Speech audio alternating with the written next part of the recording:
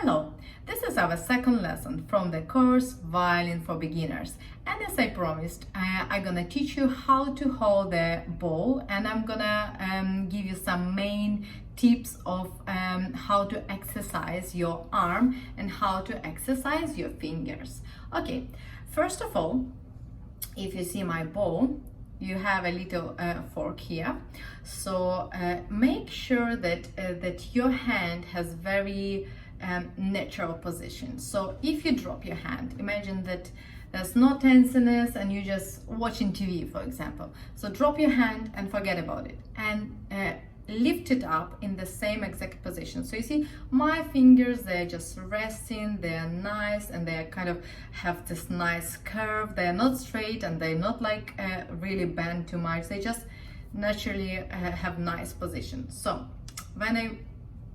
if I want to put them on a bow, make sure that you hold your bow somewhere in the middle to assure that your right hand is actually has no extra work to do. So don't try to hold the bow straight away as you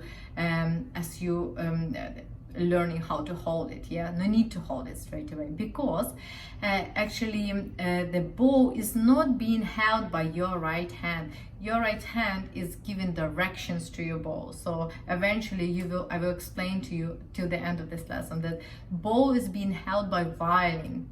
So when you're holding your violin by your head and your left hand is actually free, the bow is lying on violin as well. So your right hand has much less work than you expected it to have. Okay, so it need to be, your right hand need to be in very natural position. So kind of rest it, relax it, and drop on the bow. Drop on the bow. That's it. Imagine that. You're just trying to hold something. Yeah, trying to hold something, or trying to have your hand hanging on a tree or something, on a tree branch. Yeah, like this. Your thumb is in a very natural and free position. Yeah, one more time. Practice few times. Just have it here.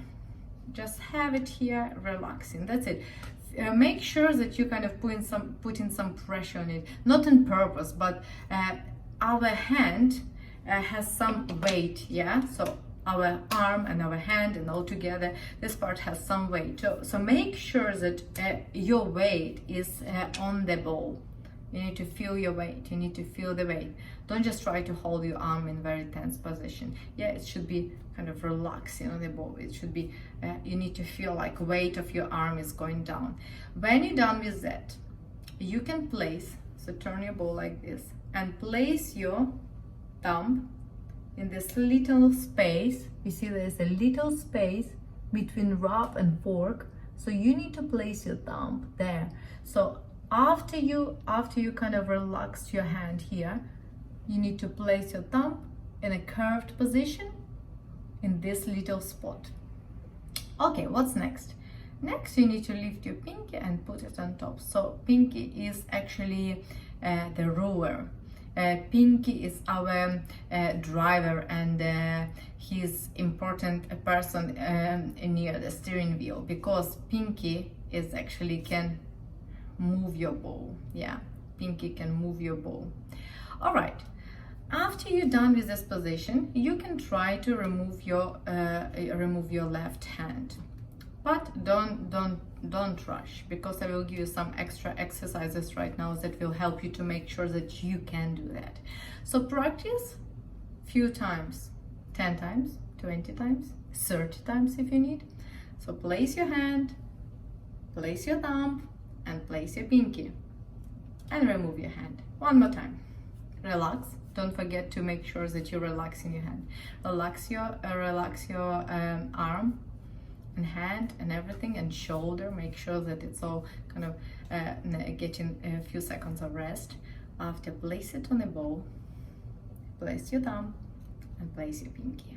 One more time. Bow, thumb, pinky, remove. One more time. Bow, thumb, pinky, remove. Okay, when you're done with this exercise, You can start with my 2 extra exercises that are going to help you to make stronger your arm and stronger fingers. So first exercise is actually require you to find the middle of the bow. So try to see try to find a place where kind of a fork is not too heavy on one side, and when you hold in the bow in that place, your bow should be very straight, so it's kind of balancing perfectly.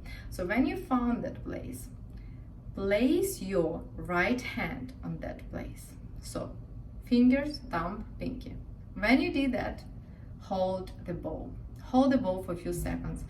And actually this is the place where you will find it that your hand is not too much tense, because your bow is balancing perfectly, so you actually not making any effort to hold the bow, because when you hold in this spot, so it means that you holding all the rest of the bow. The weight of the bow is actually being held by your hand, but in this spot there's almost no weight, so you just kind of you practicing the position of your right hand.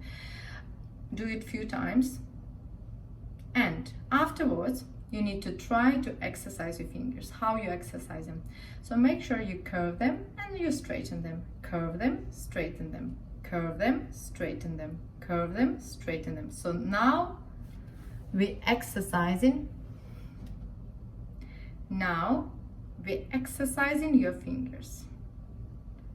Curve, straighten them. Curve, straight. The same with your thumb. It's getting straight, and after you curving it straight. This is not easy. The way it looks easy when I'm doing it, believe me, it's gonna be very challenging for you to do it. It's gonna take you very few attempts. It's gonna take you quite few attempts to get used to this exercise. So when you can do it in the middle of the bow, when it's perfectly balanced, so then you can move your hand a little bit lower. So make sure that it's all relaxed, your shoulder, your arm, your hand, and place it a little bit lower. So your hand, your thumb, and your pinky. Now you're gonna feel a little bit more pressure because you kind of move in that direction. So do the same exercise. As you're done with that, again, relax your hand because you're gonna feel some pain at this point already, and place it a little bit lower. So straighten, curve, straighten, curve, straighten, curve. It's gonna be really challenging at this point. Straighten, curve, straighten, curve. All right, drop your hand, drop your arm, relax your shoulder, and now you may be ready, and maybe no, maybe you decide to take some break at this point. So place your hand in a proper position where you should be holding your bow, and do the same exercise near your fork. And at this point you're gonna feel some pressure here, and you're gonna feel like your muscles are really doing that hard work. You're training them. Okay, this is our second exercise. So if you're not really tired after this exercise, I will give you one more exercise. And this exercise has name Caterpillar, and students really fond of it, and they love it. So, but it's also not easy. I should warn you. Okay, so your hand should move to the tip of the bow, and after you need to bring your hand back without help of your left hand. So what's happening here? I'm just moving Caterpillar. I just using tips of my fingers. So it's kind of like exercising for your fingers, motoric skills and everything. So I'm moving, you see, the tip of my bow.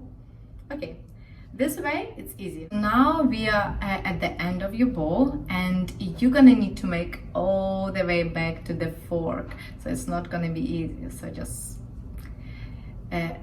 make sure that you have that wheel to practice, and to make sure that you get to the fork. For children it's actually not that difficult. For adults, very difficult.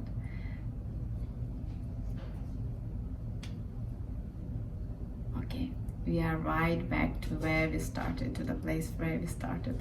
So this is your second exercise. Make sure that you practice this exercise because it's really gonna help you to control your bow when you will learning how to play strokes, and when we're learning how to make your sound nice and beautiful and rich, the way the type of sound that you hear when you're listening to the violin performances. Okay, see you on our third lesson.